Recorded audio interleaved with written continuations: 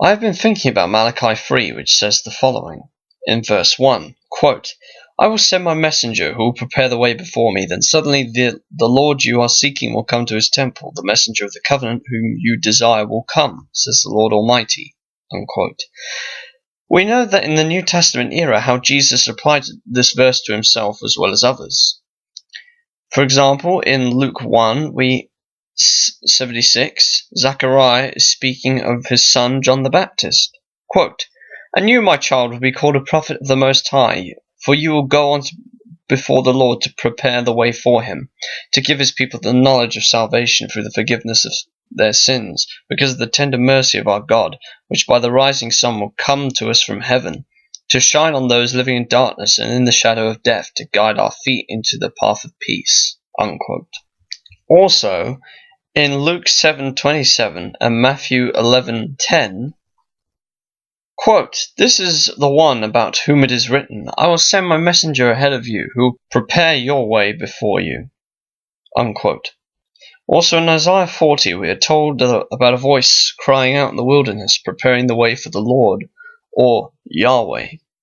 Matthew applies this passage to John preparing the way for Jesus. This passage tells you who Jesus is, that he is Yahweh whom would come. Other cross references can be found in John 1:23, Mark 1:3, and others.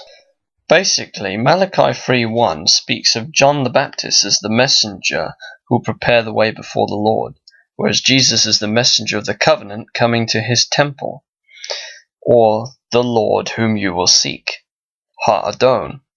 The messenger of the covenant, or the angel of the Lord, in the Old Testament would take on human flesh. He wouldn't come to the temple in pre-incarnational form, he would take on flesh. Hence why the angel of the Lord, or the messenger of the covenant, doesn't appear in the New Testament in a pre-incarnate form, because he had already taken on flesh and was known as Jesus of Nazareth. The angel of the Lord / messenger of the covenant and Jesus are the same individual, but the difference is Jesus took on flesh when he came to his temple. The New Testament doesn't have to say that Jesus and the angel are the same explicitly.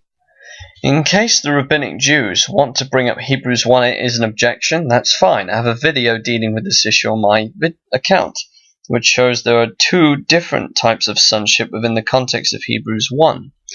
Verses 1-3 speak of Jesus' unique sonship, whereas verses 5-8 speak of royal sonship. If you want to check the video out, feel free to do that. This is a video that I had intended to do regarding this issue. Thank you for taking the time to watch.